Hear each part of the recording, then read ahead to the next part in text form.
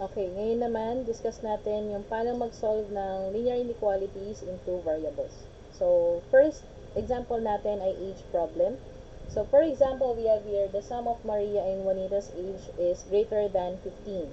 Suppose that Maria is 7 years old, how old is Juanita? So, ang gagawin mo dyan is, first, gumawa ka muna ng or mag-denote ka muna ng variable para doon sa ating given. So, ito po, condition yan. The sum of Juanita and Maria's age is greater than 15. So, gagamit tayo ng mga variable para po kina Maria and Juanita, para sa ages nila. So, let us say, ito ay M, ito ay J. Para yun yung variables na gagamitin natin. So, itong part na to, gagawin mo siyang word in symbols. So, pag sinabing sum, plus, addition. Okay, so pag in-add daw natin yung age ni na Maria, so Maria's age and Juanita's age, dapat daw ay greater than 15. When I say greater than 15, ganito siya, tapos may 15. Greater than 15. So, kung ano man yung ages nila, pag pinag-add yun, dapat daw greater than 15. Now, suppose that Maria is 7 years old. So, if M is 7, ilang taon si Juanita? So, sino si M? Siya si Maria. So, ang gagawin mo, since meron ka ng value for M, palitan natin siya ng 7. So, ito siya. Meron kang M dito, meron kang value for M which is 7. So, yung 7, ipapalit natin sa kanya. So, 7 plus J is greater than 15. Now, since this is a linear inequality, pagsasamahin natin ng parehong constant, which are 7 and 15. So, si 7, ililipat ko dito para ma-solve natin sila. Pag nilipat mo si 7 dito, may iiwan na lang si J or positive J greater than 15. Tapos, positive yung 7, pag nilipat or transpose, magiging negative 7 or minus 7. Now, 15 minus 7 is 8. So, ano po ibig sabihin nito? Juanita, kasi siya yung J, can be, what do you mean by J greater than 8? Can be 9, 10, 11, so on and so forth.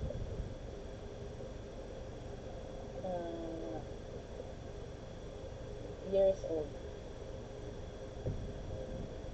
So, ibig sabihin yan, pwedeng maging 9 years old si Juanita, pwedeng maging 10, pwedeng maging 11, pero hindi siya pwedeng maging 8 kasi walang bar sa ilalim. So, kung meron tayong bar sa ilalim, Juanita can be 8 years old. Pero since walang bar sa ilalim, dapat greater than 8. So, mag-start ka kay 9, 10, 11, and so on and so forth. So, tingnan natin kung si Juanita ay 9 years old, so 7 si Maria, 9 si Juanita, so 7 plus 9, 16. 16 is greater than 15. So, tama yung ating equation, ay inequality. Kung siya ay eksaktong 8 years old, hindi natin sinunod tong ating conclusion. Kung siya ay 8 years old, 7 plus 8 is 15. 15 is not greater than 15. Equal po sila. So, dapat may bar sa ilalim. Kung gusto mong isama si 8. Okay? So, ito po ay example natin for age problem. Now, marami po tayong applications ng linear inequalities, Hindi lang tayo mag-limit sa mga examples na ibibigay ko. Kung ibibigay ko po kasi lahat, masyadong mahaba yung video natin. So, let's have number 2. Halimbawa po, yung difference ng, so, the difference between Pedro's height and Juan's height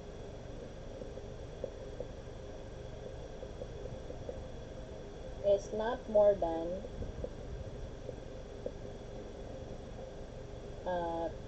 2 feet. So, suppose Pedro's height is 5 feet and 3 inches. How tall is 1? So, height naman yung problem natin. So, kung mapapansin nyo, sabi dyan, yung difference daw ng height ni Pedro at ni Juan ay not more than 2 feet. So, yun muna yung gawa natin ng itong part na to. Yung condition na yan, siya yung gawan muna natin ng in symbols. So, Pedro, gawin natin siyang P. Si Juan, gawin natin J. So, pag sinabing difference, subtraction po ito. Ha? So, si Pedro, yung height ni Pedro minus yung height ni Juan is not more than 2 feet. Pag sinabing not more than, less than tayo. So, not more than 2 feet. Okay? So, since ito ay in feet, yung ating sumunod na given, meron tayong binigay na inches. So, kailangan natin i-convert muna yung inches na to into feet para puro feet yung ating given. So, after this, convert muna natin si 5 feet and 3 inches. Okay? So, lagay ko muna dito. 5 feet and 3 inches. Kailangan natin i-convert yan. So, ito muna ang i-convert natin, si 3 inches. Okay? So, paano ba tayo nagko-convert?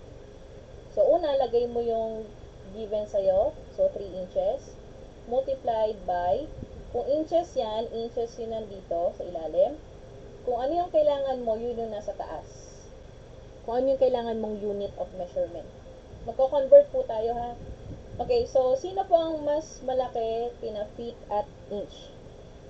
Kay foot at kay inch. So, mas malaki ang foot, so nasa kanya yung 1. Sa isang foot, meron kang 12 inches. Diba? So, dito, ang mangyayari, makakancel out po yung inches doon, maiiwan na ng si feet. So, that will be 3 over 12. Kasi 3 times 1 ay 3. 12 copy. So, 3 over 12 foot. Ano ibig sabihin ng 3 over 12 foot? So, let us use decimals. So, you just have to divide 3 over 12 or simply, what is 3 over 12 kapag naka-lowest term? 1 over 4. So, 1/4 na foot. Kung sinabing 1/4 na foot, 0.25. So, ito ay 0.25. So, 5 feet and 0.25 foot. So, ang mangyayari dyan, ang katumbas nito ay 5, ang katumbas po nito ay 5.25. Okay? Ang katumbas niya. Now, yun yung gagamitin natin para lahat tayo fit na unit of measurement. So, yun na yung gagamitin natin. Okay. So, if your P is equal to 5.25 feet, palit natin siya dito. Kasi siya si P. So, magiging 5.25 minus J is less than 2. So, kagaya ng kanina, yung dalawang constants, pagsasamahin, may iwan po si J. So, magiging minus J, or negative J, less than 2. Pag nilipat mo yung positive 5.25, magiging negative 5.25. Tapos, isubtract lang po natin yan. So, 2 minus 5.25, since mas malaki po yun nandito, magiging negative po yan. Tapos po, 5.25 minus 2. 5.25 minus 2. Kailangan naka-align po yan, ha. So, 0.25 kasi bring this down. Then, 5 minus 2 ay 3. So, 3.25. So, negative 3.25. Now, look at your given. Here, negative po si J. Hindi po pwedeng negative yung height ni 1. So, ang gagawin mo dyan is to divide both sides by negative 1, kasi negative 1 yung nandito. Maka-cancel out po yung negative 1 dyan. Now, yung J po dito, copy. Pag di-divide mo po ito, negative by negative, magiging positive na po siya. 3.25 feet. Now, yung symbol of inequality, since you divided both sides by a negative number, magbabago or magsuswitch po yung sign natin. Kung ito ay less than, magiging greater than. Okay? Bakit po siya nag-switch ng sign? Kasi nag-divide tayo ng negative on both sides. Bakit tayo nag-divide ng negative on both sides? Kasi negative yung variable natin. So, ano po ibig sabihin yan? Ang height ni 1 dapat mas malaki sa 3.25. So, ano po yung mga values na mas malaki sa 3.25? Pwedeng maging 3.5 feet, pwedeng maging 4, pwedeng maging 5, pwedeng maging 6. So, maraming possible na height para kay 1. So, that will be all for problems involving linear inequalities. So, kung meron kayong gusto pang mapanood na videos regarding math tutorials, do not forget to look out sa aking YouTube channel and subscribe and like this video. Thank you and God bless.